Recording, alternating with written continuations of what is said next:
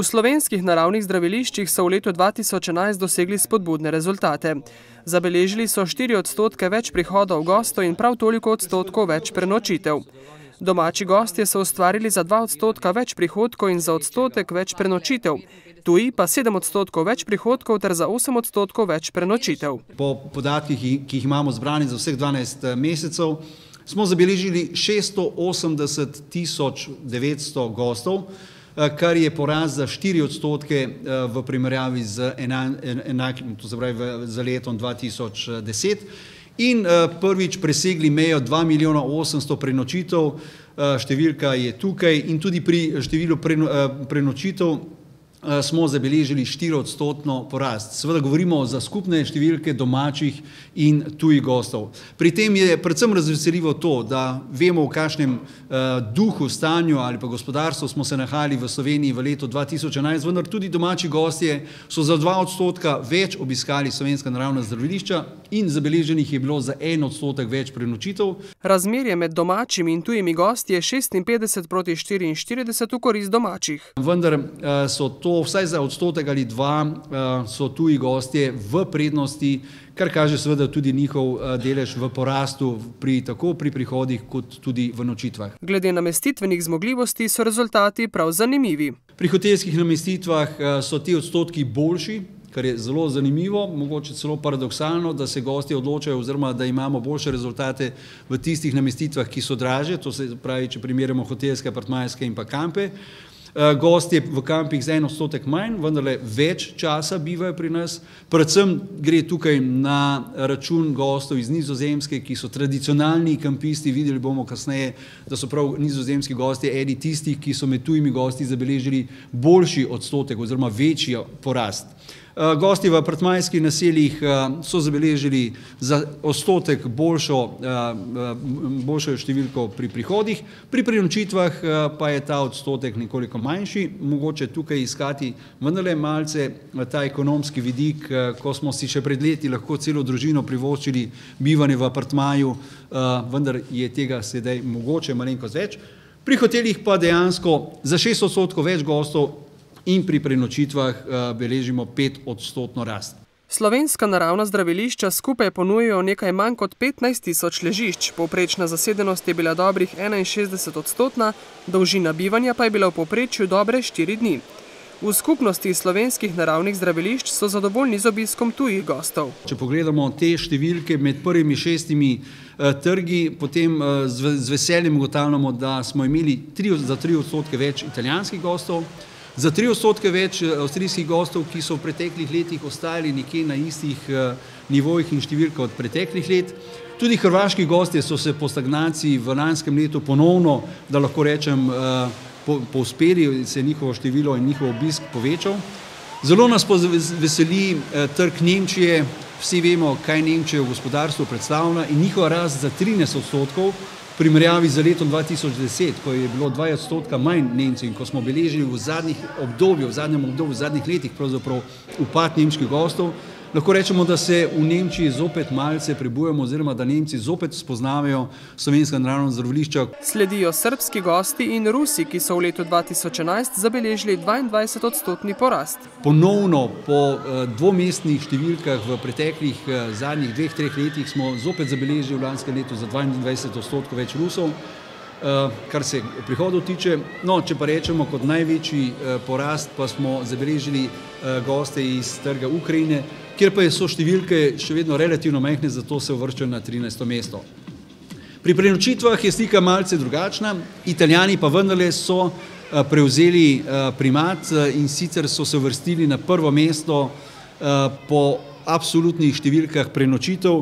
V številkah izraženo, da malce dobimo kakšen občutek, je to izraženo v številkah, ne samo v odstotkih, je to 302 000 prenočitev, ki so jih zabeležili italijanski gostje in so tako izrinili za 1500 prenočitev avstrijske goste, ki so ponavadi bili prvi na mestu prenočitev, drugi pa po številu prihodov. Zanimiv pa je trend prihodkov in prenočitev Hrvatov, kljub govoru o hudi gospodarski situaciji pri naši južni sosedi. Vsi bi pričakovali v tem, kar slišimo od Hrvaške, da je v gospodarstvu ne ravno najbolj blesteča, pa 4% rast gostov iz Hrvaške, pa vendar celo za 10% več njihovih prenočitev.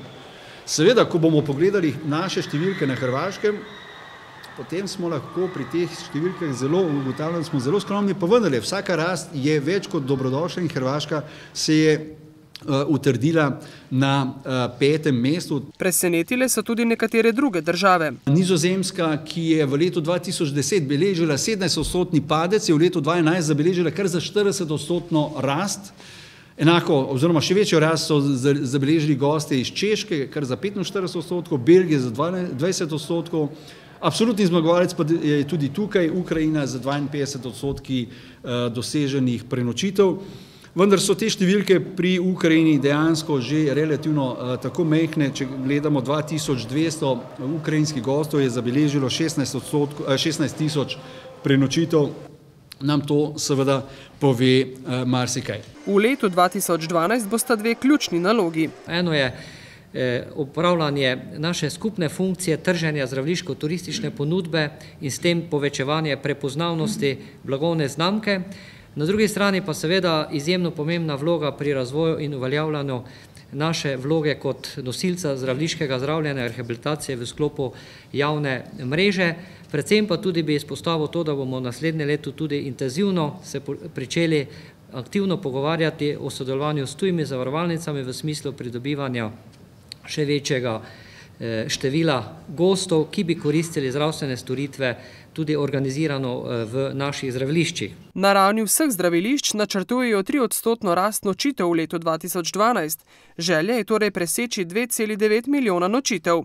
Zelo pomembno področje v tem letu bo tudi v vseh zdraviliščih uveljavljanje in povečevanje obsega programov tako imenovanega medico-wellnessa, medicinskega wellnessa, kajti tu v bistvu gre za eno skupno kohezijo po eni strani wellneških storitev, po drugi strani pa medicine, povezavi z naravnimi zdravilnimi faktorji, ki so seveda vedno so in bodo osnova za večino programov v vseh slovenskih zdraviliščih. Večjih naložb v smislu novih gradenj ne načrtujejo, pač pa bodo veliko pozornosti namenili v tako imenovane mehke naložbe. V kadre, v nove programe, v izboljševanje standardov in ponudbe. To bodo osnovne orientacije v vseh slovenskih zdraviliščih, tako da v letošnjem letu ne pričakujemo novih zidov, novih objektov, ampak predvsem v še dvig kakovosti in pestrosti naše ponudbe. Kajti to je v tem izjemno močnem konkurenčnem trgu v Evropi zelo, zelo pomembno in tu želimo seveda to našo kakovost storitev še nadgraditi. In verjamem, da bomo tudi v tem letu napravili korak naprej, kajti obisk in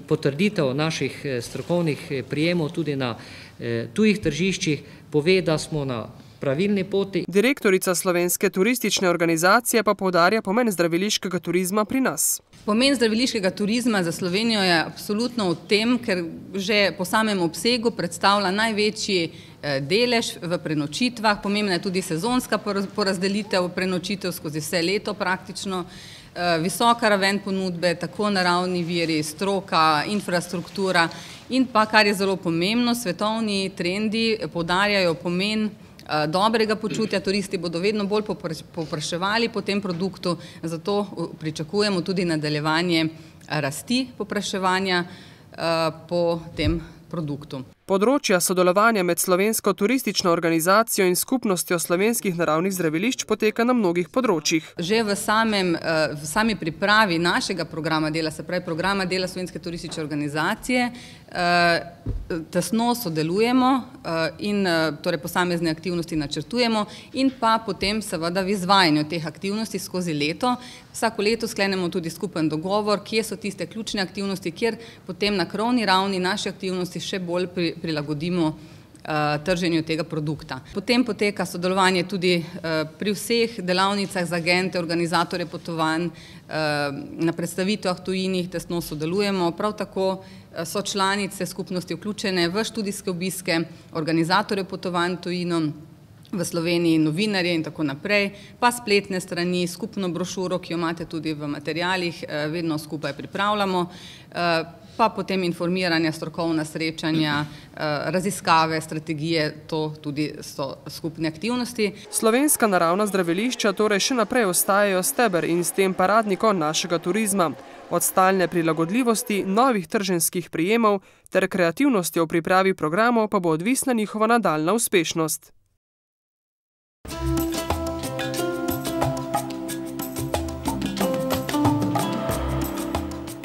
Terme Čatež so največje slovensko naravno zdravilišče, v katerem vedno znova poskrbijo za kaj novega. Novost so uvedli tudi z marcem, tako je zdaj kopalcem na voljo kartica zvestobe. Namenjena je predvsem njihovim zvestim obiskovalcem zimske ali poletne termalne riviere, pa tudi vsem novim gostom. Gre za zbiranje čateških kapljic. Po 6 vstopih, po 6 kupljenih vstopnicah dobite dejansko eno brezplačno.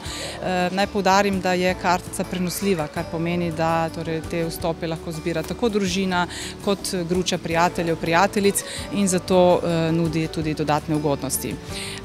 Poleg tega s kartico zvestobe uvajamo tudi še novost za tiste, ki se želijo kopati v dopoldanskem času in sicer do konca aprila ponujamo posebno ugodne cene vstopov na zimsko termalno riviero in sicer v dopoldanskem času od ponedeljka do petka.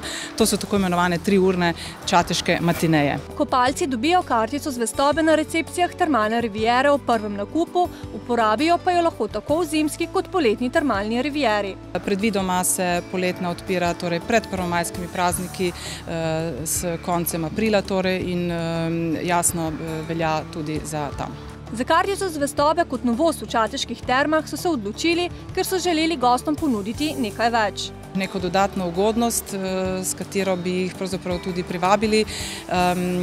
Kot že rečeno, glede na to, da se mogoče ta kartica razlikuje od ostalih, predvsem potem, da je prenosljiva, torej da jo lahko dejansko koristi tudi neka skupina, mislimo, da je tu naša prednost in da res tukaj ponujamo še en dodaten ugoden bonus vsem našim gostom. Marec je sicer mesec, ki je namenjen predvsem ženskam. 8. marca praznujejo vse predstavnice nežnejšega spola, 25. marec pa je namenjen vsem materam. Tudi v termah Čatež ta mesec posebno pozornost namenjajo prav ženskam. In tudi v zvezi s termalno kartico, torej s termalno kartico, kjer zbiramo kapljice zvestobe, smo to želeli še posebno poudariti. Na oba praznika dejansko gospe, ženske, ki pridajo k nam, dobijo dvojne pike in torej še neko dodatno ugodnost. Prav tako naj poudarim, da v mesecu marcu prav zaradi žensk uvajamo še neke dodatne novosti. Torej v vseh naših wellness centrih na področju Čateža imajo še poseben popust bodisi pri nakupu vrednostnih bonov, bodisi pri koriščenju wellness storitev. Hkrati se lahko posladkajo z čisto novo sladico v naši slaščičarni Urška, oziroma posebno za gospe, ženske je v našem popoldanskem nočnem klubu Pub Cabana Cafe posebno pripravljamo tako imenovane ženske koktele, seveda s promocijsko ceno. V Terme Čatež sicer prihajajo gostje z različnih trgov. Vsekakor približno polovica, če gledamo na letnem nivoju, jih prihaja iz Slovenije. Od tujcev pa prednjačijo Italijani, sledijo jim nekje gosti iz držav bivše Jugoslavije, seveda Hrvaška in Srbija, in pa tudi avstrijski in nemški gosti v poletnem času, predvsem na področju kampa in apartmajev, gosti iz Nizozemske in seveda vsi ostali gosti, bom rekla, iz bližnjih evropskih držav, pa tudi Rusije oziroma že iz bližnjega vzhoda. Tako da je pravzaprav paleta zelo, zelo raznolika. Slovenska naravna zdravilišča so paradni konj slovenskega turizma. V spredju pa so zagotovo prav Terme Čatež. Mi pravzaprav v Termah Čatež ustvarjamo nekje 700.000 prenočitev letno. To pomeni na slovenskem nivoju nekje okoli 8% vseh slovenskih prenočitev. Poleg tega pa smo seveda kot terme, kot naravno zdravilišče združeni v skupnost slovenskih naravnih zdravilišč. V Sloveniji nas je 15. Naj pa povem, da pravzaprav Terme Čatež kot eno izmed teh 15 zdravilišč ustvarjamo kar četrtino prenočitev slovenskih naravnih zdravilišč, torej to so velike številke.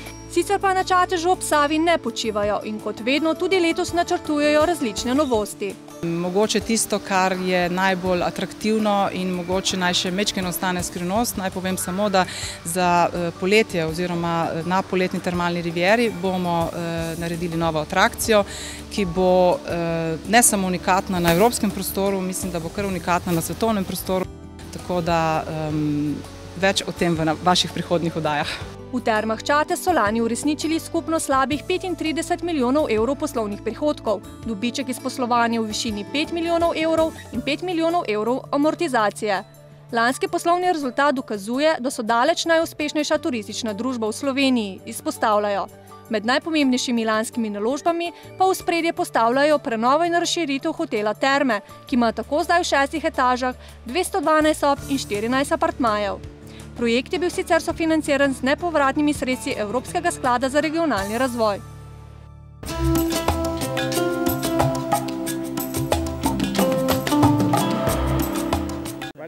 Južna Tirolska je po večini nemško govoreča dežela na severu Italije, ki jo še posebej zaznamujejo Dolomiti. Ti so del Alpskega gorovja, ki se nahaja v severni Italiji. Med Slovenci je to območje dobro poznano, saj privablja številne smučarje, planince, alpiniste in druge ljubitelje narave. Še posebej sta oblegana Kronplatz, Cortina, Alta Badia in druga smučarska središča. Manj zahtevni smučarji pa se podajajo tudi v Toblah in Sexten, kjer se prav tako lahko pohvalijo s pestro zimsko ponudbo. Yes, we are here in South Tyrol and we have a lot of different countries. Smo na Južnem Tirolskem. Pokrajina je zelo razgibana, zato je razvit tek na smučeh, smučanje, sankanje, vožnja z motornimi sanmi. Sezona traja od 6. decembra pa do velikonočnih praznikov. V Sextnu živi tudi v Nemčiji rojena Slovenka. Jaz sem se preselila po 12 leti iz Nemčije. Poročila sem se, družino imam in sem srečna tukaj. Domači živijo pa sploh samo turizem, pa kmetije so. In tam oddelajo z mlekom. Sexten je daleč naokoli poznan po številnih vrstah sira. Ljudje so se nekoč iz teh krajev izseljevali in odhajali v tujino na delo, zadnja desetletja pa ta predel živi predvsem od turizma. South Tyrol start with a poor land. Južna Tirolska je bila na začetku zelo revna dežela z veliko krompirja, vina in zelenjave. V zadnjih 40 letih pa je postal najpomembnejši produkt turizem. Raznolika ponudba je razlog, zaradi katerega lahko turisti ostanejo na enem mestu.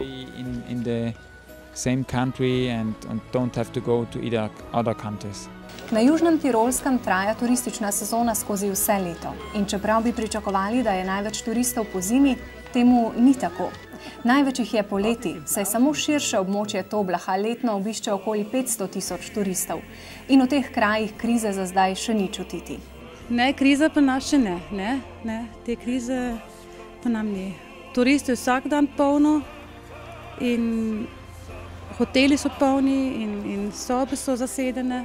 Dolomiti privabljajo turiste skozi vse leto, tako planince, jadralne padalce, kolesarje, motoriste kot druge ljubitelje neokrnjene narave. Prihajajo mladi, starejši, družine in vsi se radi vračajo, saj so tamkajšnji ljudje res prijazni in gostoljubni.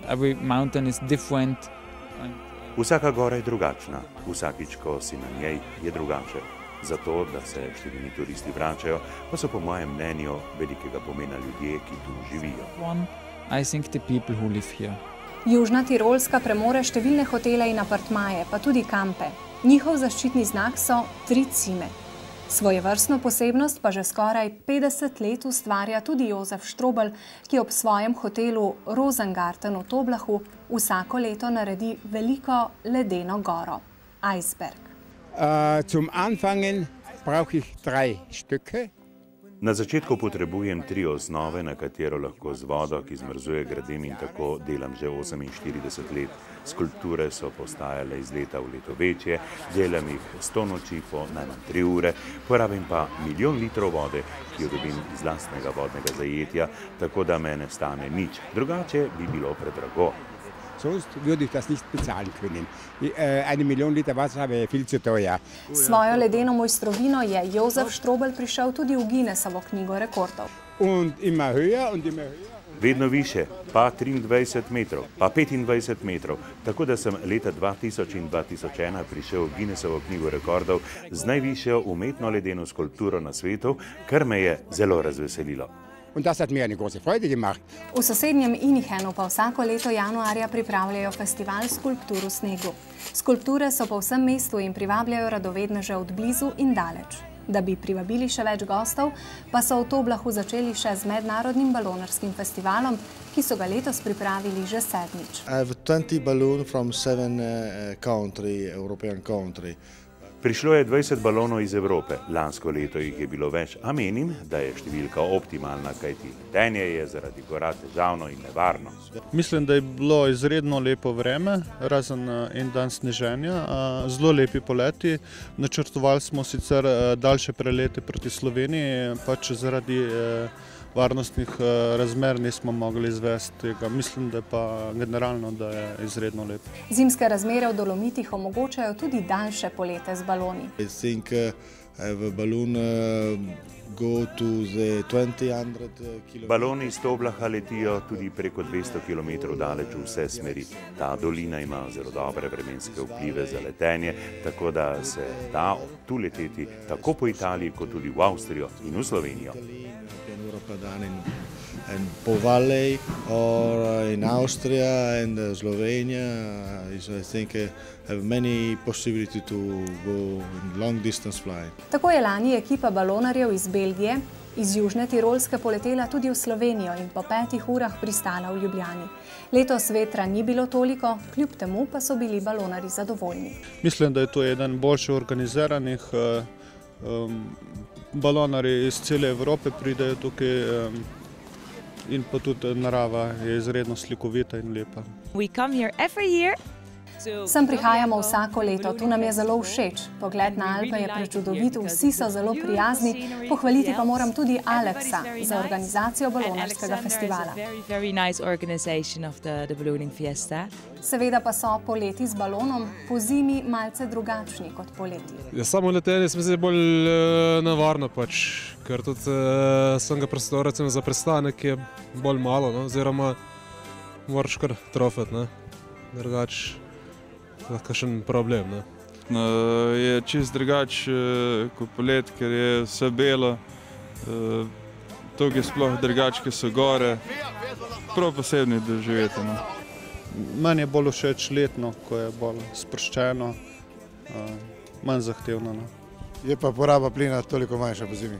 Tudi, sem z višino tudi raste poraba plina, pa v gorskih razmerah je tudi drugačen, so lahko tudi bolj zahtevne razmere, tako da je treba še bolj skrbno načrtovati polet. Zimske balonarske festivale pripravljajo organizatorji tudi v Sloveniji. Več pa jih je poleti in to po vsej Evropi. Na Nizozemskem imamo veliko majhnih balonarskih festivalov z največjo udeležbo do 30 balonov. Vsake 2 leti se udeležimo enega največjih balonarskih festivalov na svetu, ki poteka v Metzu v Franciji. Je 10-dnevni, odvija pa se koncem julija na zapuščenem vojaškem letališču. Leti se 2-krat na dan, poskuša pa se izboljšati tudi rekord v številu balonov, ki istočasno postavljeni v vrsto poletijo v nebo. The most balloons in one line on the airstrip going up at one side. Seveda si je vsako področje zanimivo ogledati tudi od skoraj. Slovenija zaradi svoje majhnosti ponuja marsikaj, zato bi tudi balonarstvo lahko postalo del naše turistične ponudbe. In to skozi vse leto.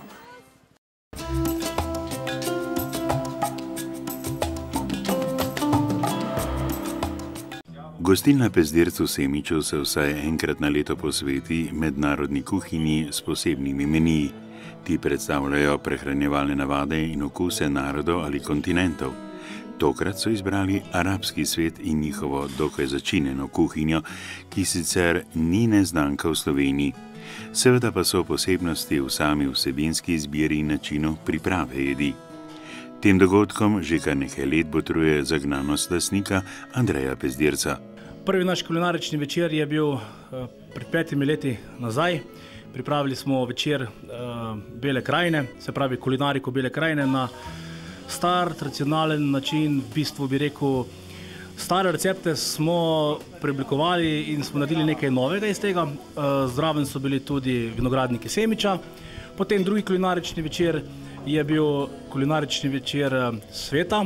Iz tega sveta smo izbrali hrano, vinarji so bili iz Bele krajine. Tretji je bil pa japonski kulinarični večer in vinogradnik je bil Dolc iz Metlike. No, letošnja zgodba pa temelji na kulinariki Arabije. Vsako leto, ki smo kaj naredili od kulinaričnega večera, smo kombinirali in še kombiniramo v našem jedilnem listu v ponudbi različnih skupin, od porok, zaključenih skupin ali tudi mogoče kakih slow food večerjih. Ampak ne da samo, da se je prijelo, od teh kulinaričnih večerov smo mi dobili neko novo znanje, neki novi spektr jedi, ki lahko kombiniramo v svoji kuhinji, belokrajinski kuhinji, spoznavanje različnih načinov dela, začimb, raznih kombinacij, ker ti lahko narediš iz nekatere svetovne sladice, vzameš tam nekaj našega, kot tudi naprimer zdaj pri arabskem večeru, jagenjček. Bela krajina in Arabija je skupaj povezana. Tudi v kuhinji ni bilo lahko. Potrebno se je bilo potruditi z novimi recepti in načinom priprave in seveda strogim nadzorom kuharskega genija gospoda Vselija. Roštilj je bil podoben našemu, oglje pač kot oglje. Hrana pač je pa pripravil gospod Vselij, predvsem ovca, pa tudi piščanc, pripravljen v raznih marinadah, ki je naredil tem jedem svojstven okus, ki je pač podoben oziroma naj bi bil kot pač arabski okus. V arabskem svetu se z alkoholom srečujemo bolj poredkoma, na slovenski mizi pa brez žlahtne kapljice ob dobri hrani vsekakor ne gre. Stvar se v bistvu začne tako, da ali se iščejo vina, da so primerna hrani izbrani, ali pa iščemo hrano, ki je primerna vinom. Tukaj smo pač imeli hrano pripravljeno že parkrat prej, tako da smo okusa poznali. Mi razpolagamo z široko paleto vin, od belih, rdečih, barikiranih, tudi različnih letnikov in smo potem iskali vina, katera bi bila primerna ob tej hrani. Glede na to, da je arabska kuhnja zelo raznolika, da imajo očitno navado, da več različnih jedi jedo istočasno.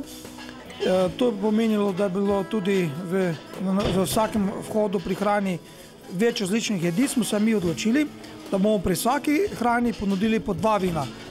Če so dale belgo pa rdečega, če se pa ni dalo pa samo po 2 bela.